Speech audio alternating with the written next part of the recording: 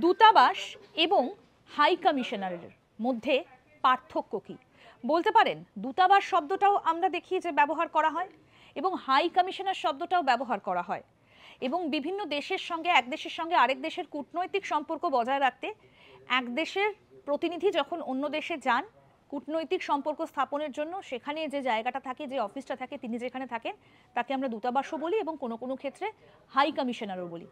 কিন্তু কখন high commissioner বলি আর কখন দূতাবাস বলি, পার্থক্যটা কি এই দুটো শব্দের, আসুন সেই বিষয়ে আপনাদেরকে বলি। দূতাবাস শব্দটা অকমনওয়েলথ দেশগুলোর মধ্যে কূটনৈতিক মিশনের জন্য ব্যবহার করা হয়, আর যখন কমনওয়েলথ সম্প্রদায়ভুক্ত দেশ হয় তখন বলা হয় হচ্ছে হাই কমিশন। অর্থাৎ দূতাবাস হচ্ছে অকমনওয়েলথ দেশগুলোর মধ্যে যখন কূটনৈতিক সম্পর্ক স্থাপন করা হয় তখন অন্য দেশে যে অফিসটা থাকছে সেটা হচ্ছে দূতাবাস, আর কমনওয়েলথ অন্তর্ভুক্ত দেশগুলোর মধ্যে যেটা থাকছে সেটা হচ্ছে হাই কমিশন। একটি দূতাবাসের প্রধানকে বলা হয় রাষ্ট্রদূত, আর একটি হাই কমিশনের প্রধানকে বলা হয় হাই কমিশনার। এরকম আরও অনেক অজানা আপডেট পেতে দেখতে থাকুন আজ তাক বাংলার ইউটিউব চ্যানেল, সাবস্ক্রাইব করুন।